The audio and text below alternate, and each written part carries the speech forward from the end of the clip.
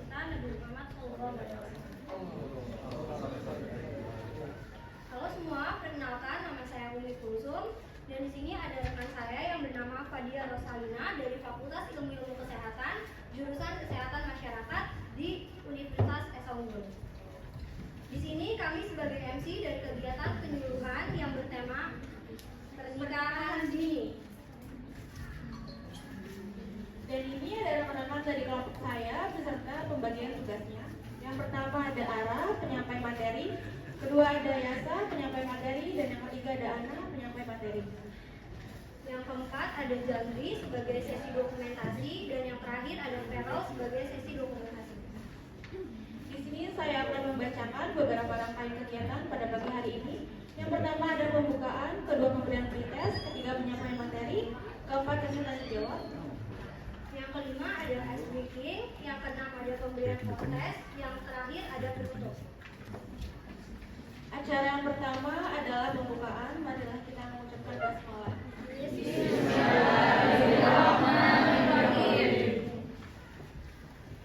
Selanjutnya adalah pemberian pretest. Assalamualaikum warahmatullahi wabarakatuh. Waalaikumsalam warahmatullahi wabarakatuh. Halo semuanya, sebelum kakak mulai materi hari ini, pretest yang tadi aku kasih boleh langsung diisi ya. Aku kasih waktu selama 5 menit, terus diisi nama dan kelasnya. Acara selanjutnya sambutan Kepala 61 Jakarta yang akan diwakili oleh Bapak Kepala DU, Bapak Haji Hani Fakih, SPD, MA. Assalamualaikum warahmatullahi wabarakatuh. Waalaikumsalam warahmatullahi wabarakatuh. Alhamdulillahilladzi bi ni'matil iman wal islam. Asyhadu an la ilaha illallah wa la syarika lah wa asyhadu anna sayyidana wa nabiyyana Muhammadan abduhu wa rasuluhu la nabiyya ba'dah. Allahumma shalli wa sallim ala sayyidina Muhammad wa ala alihi wa ashabihi ajma'in. Amma ba'du. Yang kami hormati keluarga besar daripada Universitas Esa Unggul, lebih-lebih yang kami hormati dosen kita bersama yang mendampingi kita pada pagi hari ini, yaitu yang terhormat Ibu Dwi Nur Umma Wati SKM MKM, Sarjana Kesehatan Masyarakat, Magister Kesehatan Masyarakat. Beliau dosen FKM Universitas Esa Unggul.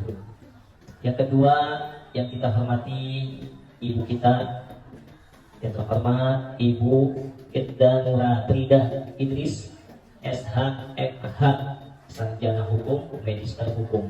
Beliau salah satu dosen di Fakultas Hukum Universitas Esa Unggul. Kita doakan mudah-mudahan kedua dosen kita ini yang cantik-cantik ini, yang soleha, mudah-mudahan selalu mendapatkan naungan dan ridhonya Allah Subhanahu wa Ta'ala. Yang kami hormati guru kita sekaligus wakil kepala madrasah di bidang kurikulum, Bapak Miko. Kami atas nama MAN 21 membuka dan menerima teman-teman aktivitas akademik dari Universitas Esa Unggul ini untuk mengadakan seminar penyuluhan dampak pernikahan dini terhadap kesehatan mental dan psikolog pada anak-anak remaja. Demikian dari kami mewakili atas nama keluarga besar MAN 21. Akhirul kalam, wallahul muwaffiq ila aqwamit thoriq. Wassalamualaikum warahmatullahi wabarakatuh.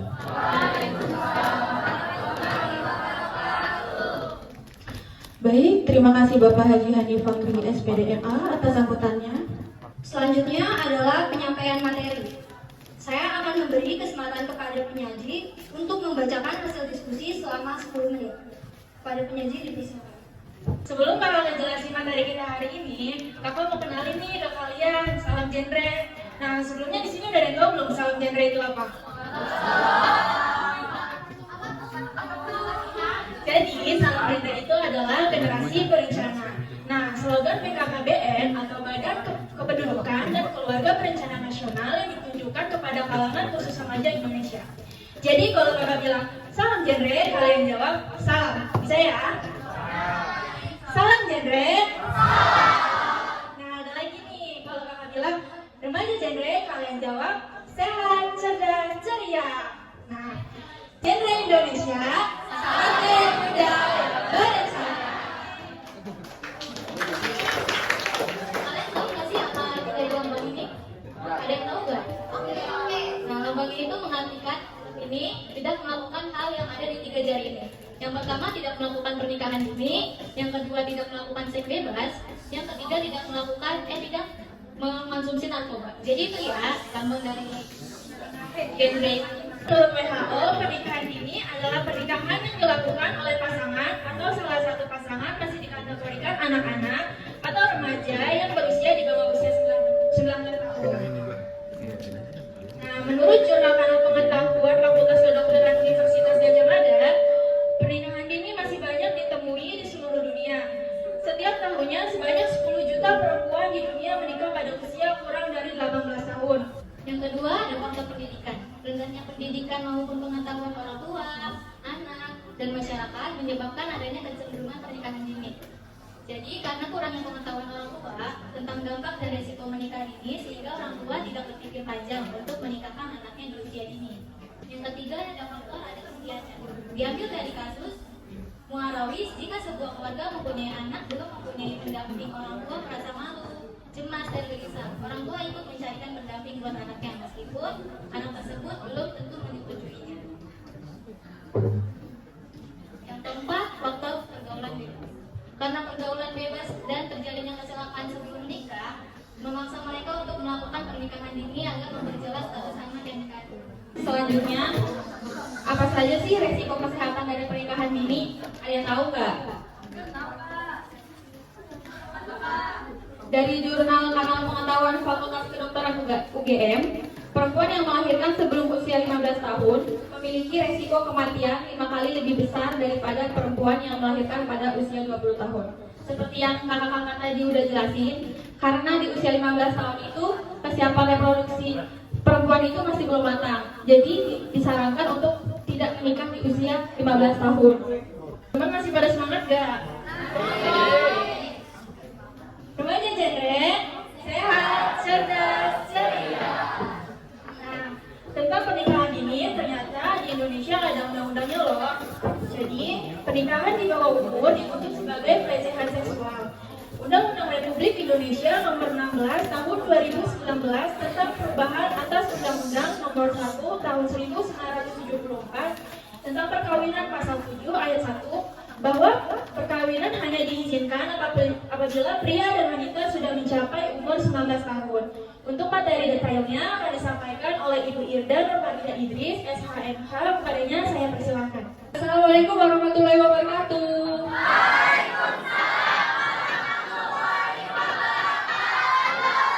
Nah, saya pengen tahu pernikahan dini apa sih atau pernikahan si dini? Ayo, boleh nggak ada yang bisa kasih jawaban?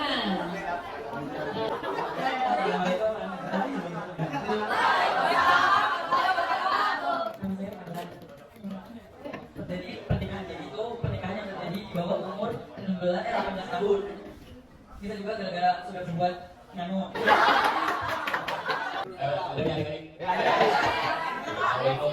Nama saya William Muhammad.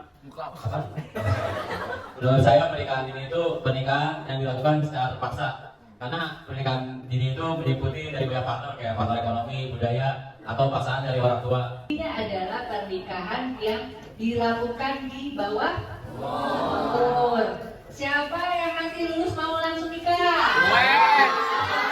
Undang-Undang Nomor 16 Tahun 2019 sudah berubah ya, jadi dari Undang-Undang Nomor 1 Tahun 74 sudah berubah menjadi Undang-Undang Nomor 16 Tahun 2019 ya, tentang perubahan Undang-Undang Nomor 1 Tahun 74 bahwa batasan usia laki-laki dan perempuan sama 19 tahun, jadi tidak lagi dibedakan.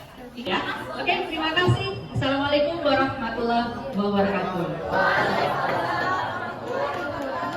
Terima kasih banyak Ibu Irda untuk materinya. Dari materi yang udah kita sampaikan, ada kesimpulannya nih. Pernikahan dini akan membawa banyak kerugian. Maka dari itu, kita atau orang tua wajib berpikir dengan matang jika ingin menikah atau menikahkan anaknya yang masih di bawah umur. Bahkan, pernikahan ini bisa dikategorikan sebagai bentuk kekerasan psikis dan seksual bagi anak yang kemudian dapat mengalami trauma. Genre Indonesia, saatnya yang muda yang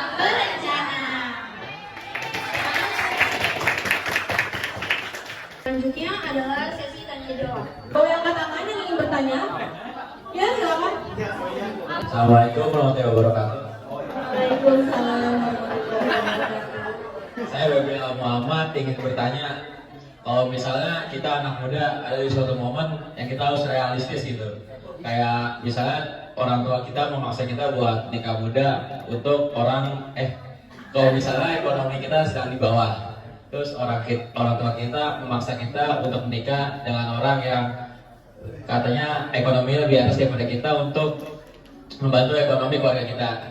Thank you. Terima kasih. Assalamualaikum warahmatullahi wabarakatuh.